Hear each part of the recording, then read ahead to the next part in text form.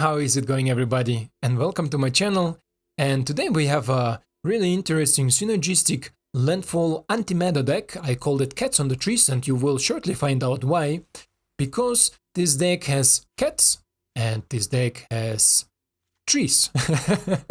Basically, not only this synergy is just amazing, especially after Divide by Zero is banned. This makes a lot of things much easier for our Wrenn and Seven and Chariot to hit the board to get the values, things like Storm the Festival. But we also utilize the landfall mechanic in this deck with our Felidar Retreat, Kodama. Kodama, the Westry, is also amazing landfall creature, and Roaring Earth. I will talk about this deck much more in the game breakdown. I just want to mention some synergies that are happening here that you can look out in the gameplay part. For example, one of it is the Invoke Justice with our Wrenn and Seven. This is maybe some bit of hidden synergy, let's say, but this is nevertheless a synergy. Because Invoke Justice is just an amazing card. I have a lot of decks coming to you with this card. I love it. I love this card, and I wanna craft definitely more. In this deck, don't put more than 2. Even if I would have 4 or 3 of them, don't put more, because this is let's say a situational card. Because in this meta there is a lot of exile spells, and we don't really want, let's say, sit with 2 or 3 of them in our hand and do nothing because opponent exiled everything. Because Invoke Justice says target permanent, we can recover from our graveyard. We can take Jessica Chariot, we can take Felidar Retreat, we can take Wrenn and Seven. Those are all permanents. Also Waiting Announcement if opponent destroys it, or Jugan if it somehow gets destroyed because it's exiling the Zaga. So it's not in your graveyard, but if it somehow gets destroyed, we can recover it. And Roaring Earth is a channel. It has a channel abilities and enchantment. What it does, I will go more deeply with it in the breakdown part, but it's basically on 2 mana enchantments is whenever a land enters the battlefield under your control, put a 1/1 counter on a target creature or vehicle you control. Chariot is a vehicle too, so don't forget about it. And Kodama says everything that is modified, and modified is also with a counter on it, has trample, and whenever a creature with modify connect with an opponent, we search our library for a basic land, put it on the battlefield and shuffle. So this allows us make some crazy games with Felidar Retreat, some really amazing plays where we create like 4 or 5 tokens. And this deck is really good against current meta. Believe it or not, even if there is a lot of exile, they cannot exile 4 of Waiting Announcement, they cannot exile 4 of Felidar Retreat and still deal with our board. Because we have Wrenn and Seven, because we have Chariot, it's just value written all over the place. This is why, guys, on this point, I wanna remind you a little bit more to support my channel. We are so close from 400 subscribers. This is why, click it, don't forget it. And let's jump straight to the deck gameplay. I hope you will enjoy it. Against Timber Protector, and it's always great to start the game when it crashes. So, what do we have? Pretty decent, I won't say. Decent. We have good 3 drops. We need to survive until 3. From there, it will be really difficult for my opponent. And looks like we play against Oars of Control. Oars of Snow Control, to be precise. Oh no, Espa Control, okay. Espa Control is also okay. So we have Waiting Announcement into maybe Cats. Jesus, opponent is foretelling like a god, huh? Let's see if he can outvalue us. And now, because we have 2 Chariots, we can play Chariot on curve. Depends what my opponent wants to do.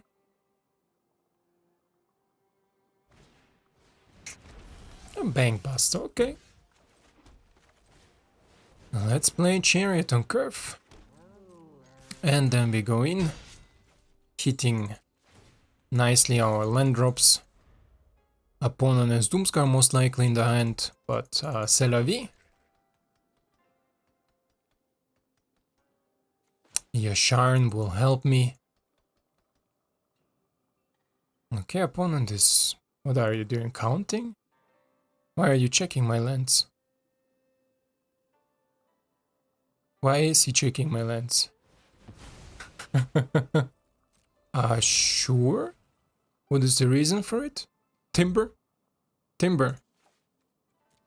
I am a landfall deck, but it's okay. That's okay, my friend, that's okay. Yeah, I think we stay with the plan. Yasharn, get us lands. And Chariot, give us some damage. And create some tokens. Down to 9, my friend. Needs to be really careful. Another mating announcement. Not bad. Not bad, I would say. Opponent Doomscar right now. Yeah. Obviously. Mammoth is here to help. Mammoth is here to help. And another vending announcement. This is a lot of value, my friend. I call this value play. Okay, another Doomscar is also fine. So my opponent is here on a crazy run. We keep, of course, the one that is alive. Ah, okay. Timber, thank you for your game. And this was a really weird first game. And you see how much I felt, and I want to tell you something. On the weekend I didn't have a lot of time, but I maybe make like 9 games. 9 or 10 games. And I think I won like 6 and lost like around 3. So I was constantly winning, and I was in number 1700, I think, like 99% it shows. But if you win, you have 1700. And actually, because I haven't been playing, you see how far I've been falling, like literally falling, because a lot of people now, when the season is ending, and today is the last day of season, start pushing with aggro and all these things. So just that you know that sometimes you reach maybe Mythic, or the people who reach Mythic and are number 1, they don't play, they can fall really, really far behind. Otherwise, let's go check out the next one. Completing quests is the best way to earn gold. Against Honet, we're gonna see if we can complete something, and this is actually okay. We have 2 drop, we have 3 drops, we have trample. Let's check what we are up against. And let's play the Lair first. Let's tap him instantly so it doesn't bother my opponent with constantly tapping it. This is, for example, what happens now. For my opponent, he constantly needs to click through. This way, if you don't have anything else to play, just click it through. Okay, my opponent with Outland Liberator. This is actually fine. So far, really strong counter to us, of course, because we run a lot of vehicles and enchantments.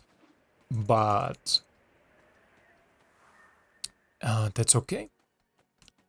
Let's see what my opponent has to offer. Oh, Grasp, okay, sure.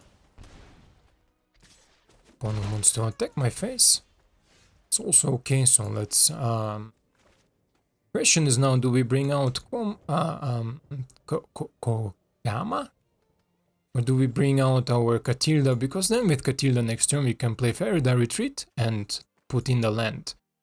Other question is, do I want to really risk my Felidar Retreat to be killed by Liberator? Also, I think opponent runs the Binding of the Old Gods and stuff like this. So this is why I think let's go with Waiting Announcement, get at least some value. Then we're gonna force my opponent maybe to sacrifice something.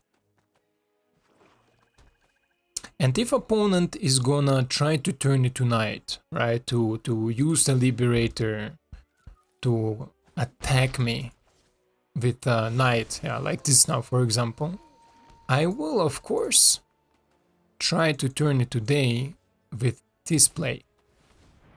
Because Katilda can create us life, and this way we turn it to night, or to daytime again, right? So the Liberator is forced to be sacrificed to have any value on Waiting Announcement, and right now Waiting Announcement already popped twice.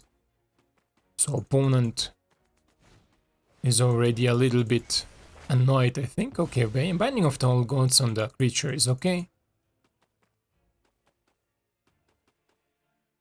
Let's see what my opponent wants to do next. Nothing, okay. Then we're gonna play Felidar Retreat. We're gonna play a land. Put everything a 1/1 counter. We're gonna go in. of course, for our card draw. Opponent can take it, opponent can block it. It's up to him what he feels to do. And then, of course, we're gonna play our combo wombo. Okay, then let's play Esika out. And we are fine with it. Draw a card, draw a land, perfect.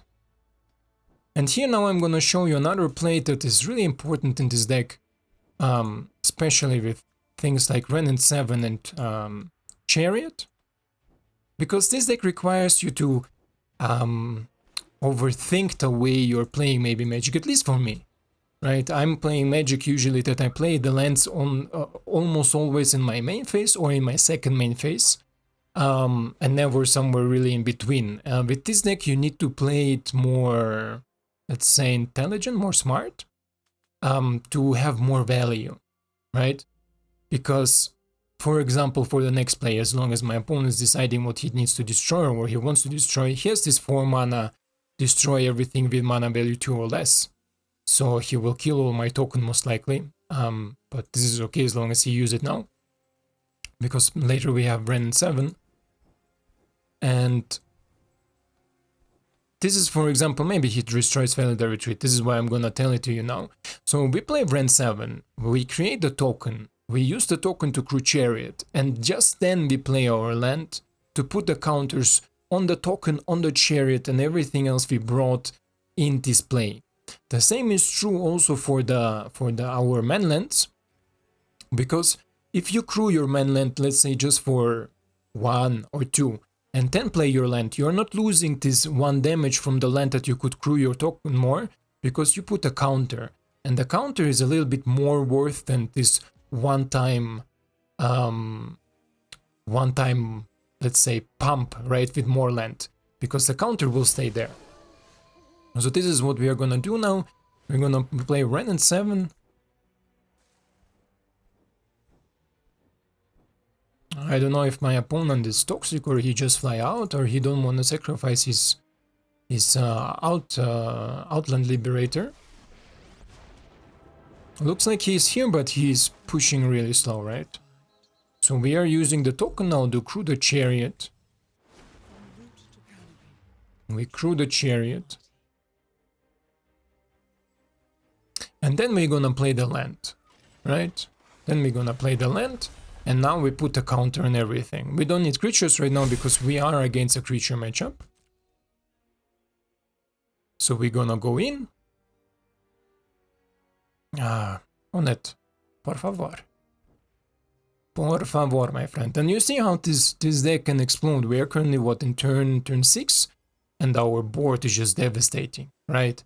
And we are keep on this devastation with creation of tokens, make them bigger, make more, and we are really sweeper resistant. There is really few tools that are really dangerous for us. And also in the situations, I'm sorry, I need to change my coffee. Also in the situations where opponent runs the sweeper, we usually can recover from them, because we have manlands. But also this bad boy, the Kodama, is amazing against creature matchups where it's stalling out, because you see everything has a 1/1 counter on it, so it's instantly, let's say, it has everything trample and extra on it on top. We instantly enable also Landfall mechanic, because every time the creature with a counter connects, we gain more, how you call it, more lands. And as more lands we filter out, of course, as better our draws will be, because we suddenly have less lands in our library, more on our stage. This is a really cool card, by the way. I like this one. Bargain is really cool. Okay, good game on it. Don't know what it was, why he was too greedy to sack it, make it, but I take it. 92 and we are climbing. By the way, shortly before we go into the next video, guys, there is the offer if you watch it today, it's the Monday. If you watch it today, there is the offer for 1,500 gold, you can get 400 gems, so of course I got, of course, mine already, so if you don't have it, go and grab it, so you have the possibilities. Otherwise, let's check our third game out. So here we are with the third game. As I said, don't forget to check out gems if you grab it, or just log in on your phone and grab it. Merc, 94%. He goes first, but we have some acceleration. The Justice is not useful in the opening end, but we have waiting announcement, maybe he can deal with it somehow. I mean, the most ways to deal with it is exile. This is why maybe Invoke is something we can replace, but I just like this card so much. I have a lot of other decks that are coming up with it, so you will see definitely a little bit more. Roar the Earth could maybe help me, so let's see.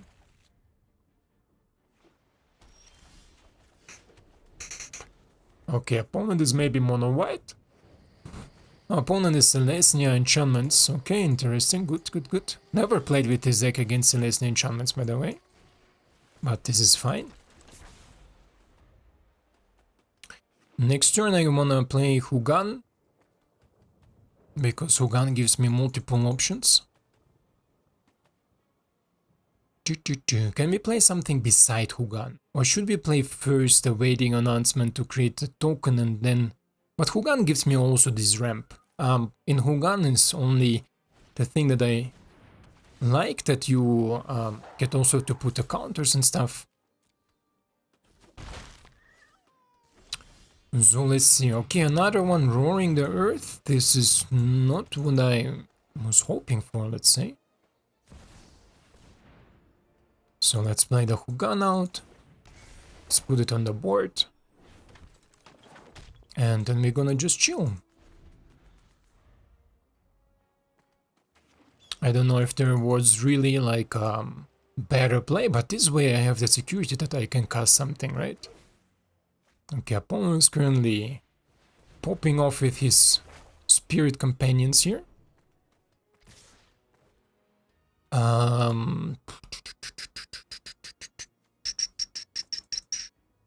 I don't really care right now about it, to be honest. Okay, another one. Another Katilda is okay.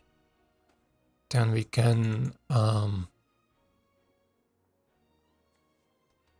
think we can start popping waiting announcements. And... the Roaring Earth, right? Now we just need some lands.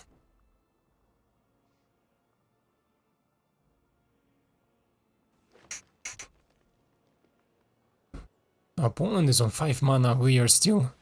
Oh, Jesus, this is a lot of damage, my friend.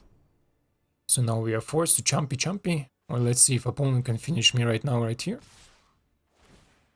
No, he doesn't. He don't have the removal for token. So of course we're gonna try to take out the biggest damage we can. Okay, Chariot is, I think, actually a really good draw. The only thing I'm a little bit concerned is... Yeah, you, the monk, because we have replacement for our Katildas. I have no mana for it right now, so decline is okay. And we're gonna stay back. No. Nope, senor, nope. Let's see.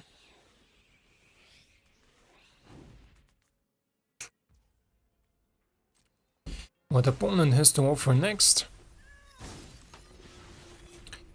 A 5/5 Michiko. Okay, Jukai is also good, but good that he's already down 2 Michikos. All out hunted is annoying. Oh Jesus, I'm dead, right? Yeah, I'm dead. 4/4/5. Okay, this is how it can go. All out hunted. Save team, there is nothing I can really do, right? I have only 1 flyer, he goes for 5 damage in the air. Yep. There is nothing I can do. So let's go to another one. So, ready for our next game against Balls. Let's see. We go first, but we have no white mana and 3 2 drops. Don't really need them. Let's skip this one. I can play Felidar Retreat, but do I wanna play Felidar Retreat is the question. Do I wanna play Mammoth is another question. Let's take away one Mammoth. We have our 3-drop, we have our 2-drop. So let's play Mammothi. Then we're gonna play Eiganjo. High Twitch, okay. Oh, cool, cool. Let's play Eiganjo. Let's play Katilda.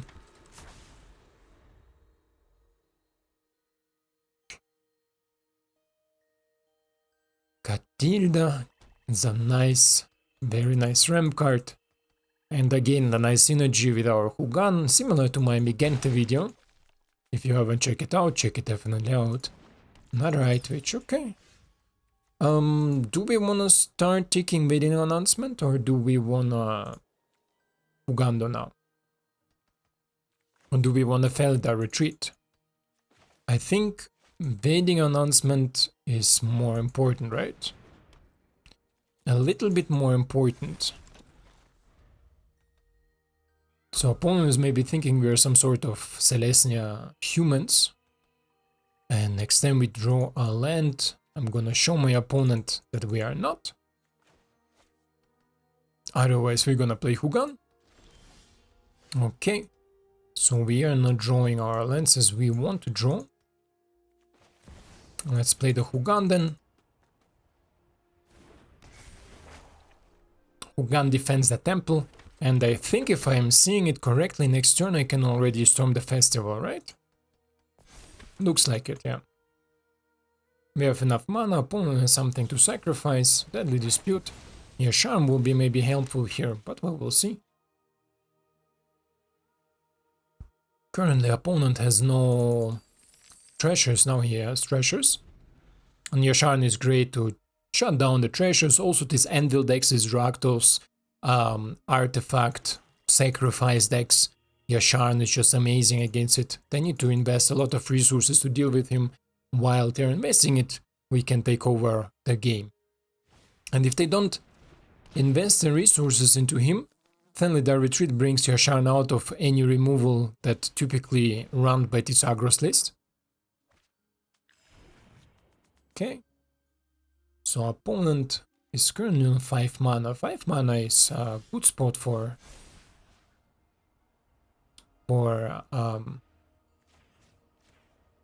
our opponent here.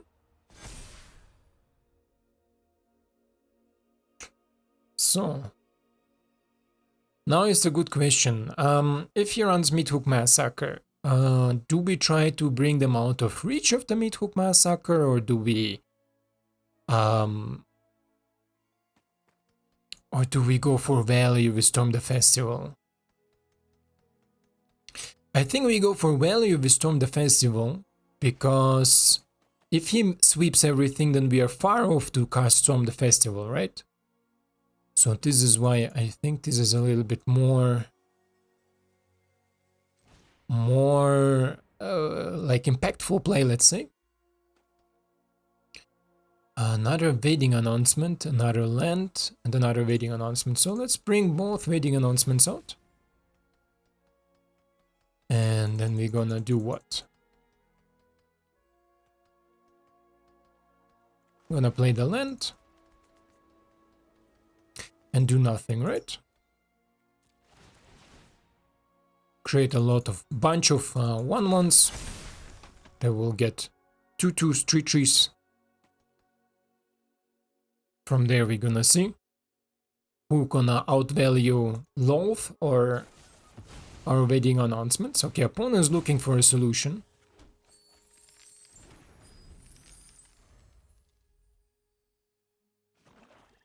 So he maybe run Blood on the Snow or something like this, but Vading announcement will help me with it. Okay, opponent gonna sweep. Don't know with what he gonna sweep, maybe Mythic, maybe Vading announcement. Blood on the Snow, okay.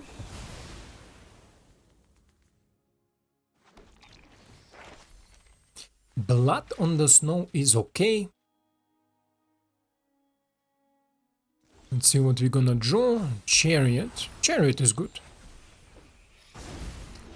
Chariot is very good. So let's pop out the Chariot. We have no mana to invest. Decline, decline, and next. So this is how fast we can rebuild our board just in one turn after the wipe. This is why I like it so much. Because all these Orzhov and Mono Blacks and stuff have difficult times. Yes, they have Vanishing Verse, yes, they can exile this. But we have so much value with Storm the Festival, Felidar Retreat. They cannot handle the board state, so the creatures, but in the same time also the enchantments and the artifacts we are providing on the board. And now if we draw, for example, a land, will be just amazing, because not only we play Felidar Retreat and pump everything. Okay, another Chariot. The question is now how we're gonna do it, right? I mean, obviously I'm gonna use the Chariot to crew. And then we're gonna do it how? Do I wanna keep the Remnant Star Rising alive or not?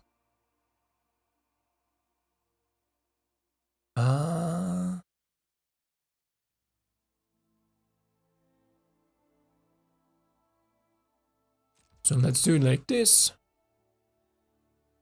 Let's go in with you, you, and you. We go all face. I don't care to kill off currently, to be honest. We're gonna create a human token.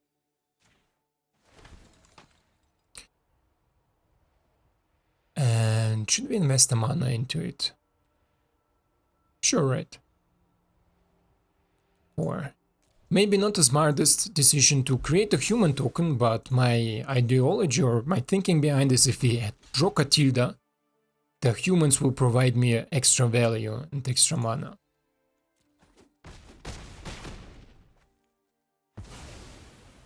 So this is okay. If opponent maybe run the meat hook, he will do it now. So currently what we are looking for is or for lands. And we're gonna draw it here. This is also a good draw. This will allow us to grow our creature constantly when we drop the lands.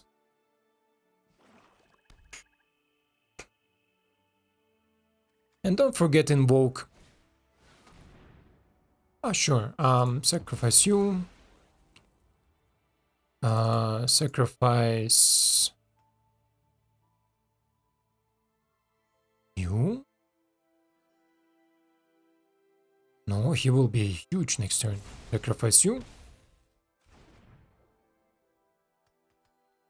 He will be huge next turn. Felidar Retreat into tokens. It will be everything modified.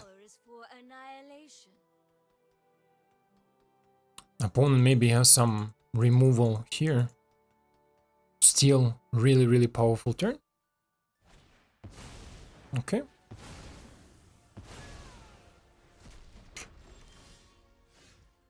Ooh, Yasharn. But I think I want to play Yasharn later to rebuild. Currently I want to play just Felidar Retreat. Then the land.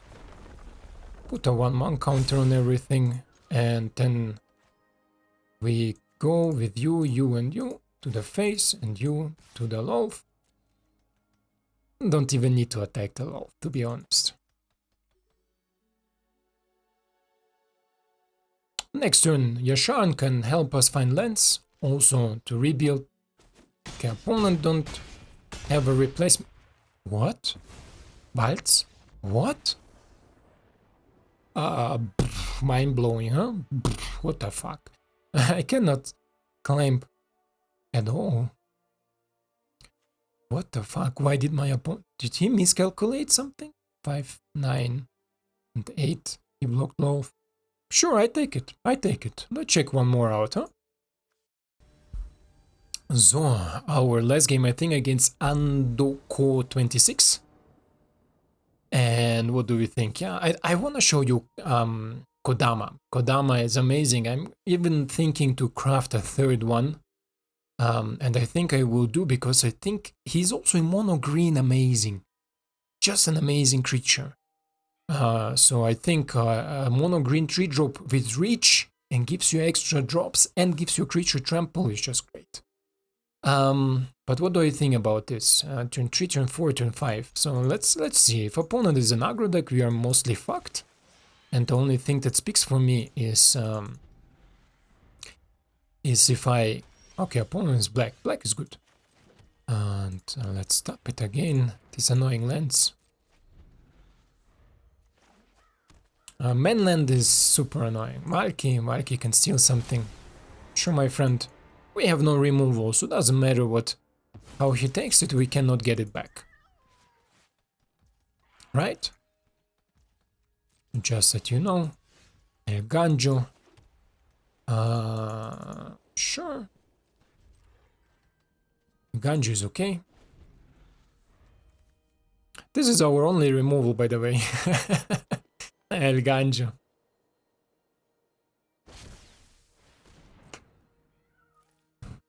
I don't know if this is the smartest decision from my opponent, but sure. This is perfect top deck, I will say. Opponent is throwing up currently. And opponent is on Golgari, so he has Binding of the Old Gods most likely. Really, really good card in the current situation, the current meta. Really strong. Okay, Field of Ruins, bro. Bruh. Or maybe also this 4 mana destroy all tiny creatures. We go for more... We have green in the hand. Let's go for more green still. We need triple green for Storm and 4 white for the other shenanigan. So let's go with Sven. Wrenn and Seven. Wrenn and Seven is a funny name. So let's go for 8 and create another 5/5. This is value written all over the face, right? Turn 5, this board state is really difficult. Opponent maybe Blood on the Snow, but just next turn. Loli, okay. Loli is okay. Yep. Something to modify will be nice. Do we have here Eiganjo? Eiganjo is... nothing I was looking for. Should we loot first? There's another synergy that we haven't seen. Things that we put in the graveyard we can take out with Invoke. Is there any land drop trigger? No, right? There is no land drop trigger. 1/2. Opponent is forced to block what? Can I kill him? Think I can kill him, right? Let me think. I played 2, this is 4. 4, he blocks here and here. 4, 8. 8 damage, no, I cannot kill him. Because I thought if I play Chariot, now I can use the 2 cats to crew it attack. We will block one here, one here. So there is no reason to run into a sweeper like this. This is why let's play it like this. Let's attack in his face. Because currently the Loli is not a danger for me. We simply outvalue our opponent. Why he wanna keep one? Can somebody explain to me?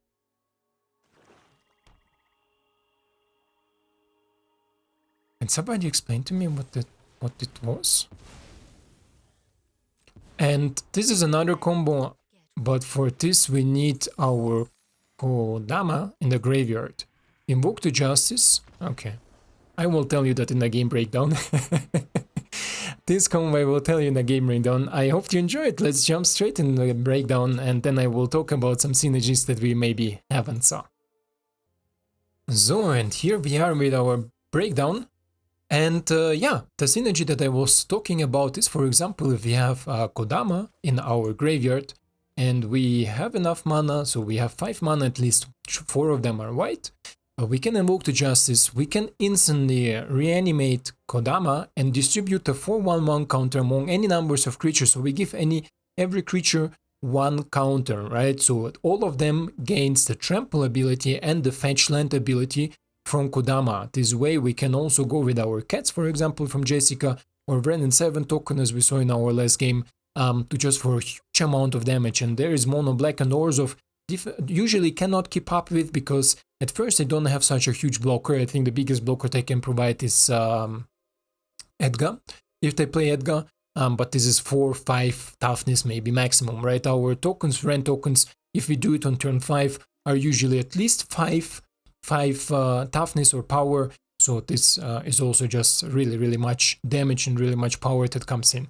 But this is just one of the few synergies. I also like the synergy with Roaring Earth, because again, it provides you with 1/1 counters and you can channel it, and you saw maybe we generate a lot of mana, especially early on, but also in the late game. We can have a lot of mana, and the channel ability says discard the earth and put X counters on target land you control. It becomes a 0/0 green spirit creature token with haste and steal a land. So we can, for example, reanimate a land that is like an 8/8 with trample and haste, right? Because for channel we just pay 2 green and then X. This X can also be paid, for example, with Katilda, with the small tokens from the wedding announcements, with a human token from the Jugan. So there is a lot of different synergies that can happen there. Also, reanimation with Invoke Justice is great with Wrenn and Seven. I told you that a little bit in the intro already. The +1, put some cards in your graveyard, and Invoke the Justice can just reanimate maybe a target that you find really helpful, right? It's a permanent. It's not a creature. It's nothing. It's just a permanent. So you can reanimate Jugan. You can reanimate if you channel the Roaring Earth, you can reanimate it. If opponent is a sacrifice deck, you reanimate Yasharn. If opponent kills your Felidar Retreat, you reanimate this one. So you can get a lot of value with Invoke of Justice. This is why it's here. I think it's on the same level with Storm the Festival. Storm the Festival can just finish the games on their own, and exactly the same Invoke the Justice does. And I have a lot of decks with Invoke of Justice. I will show you that a lot. Amazing art, but also just amazing, let's say, synergy in this current state of the game. Yeah, otherwise I think you saw the most things. It's the first deck I ever built where I have 4 of Chariots. You saw maybe all my previous decks usually run 2 Wrenns and 3 Chariots. This is how I usually run it, but in this deck it's just an amazing powerhouse. This combo in combination with Felidar Retreat is just amazing, and Yasharn, who constantly poops out lands or takes out lands of your library. Wrenn provides you with land drops. Kodama provides you with land drops if you connect. I think overall this deck can compete with the meta. I think the only loss we had in this video was against the enchantment deck, right? The enchantment deck that was a little bit too fast on turn 3 and then turn 4 exploded with Hollow Hunted. I think if they will not have the Hollow Hunted, I think we could even have won this game. This is how it is, right? You will not never win 100%, but this deck is definitely capable of winning really much. Over 60%, I'm certain. Yeah, otherwise guys, I hope you enjoyed this video. If you have any suggestions, let me know down in the comments. And on this spot, I hope to see you in the next one. Ciao.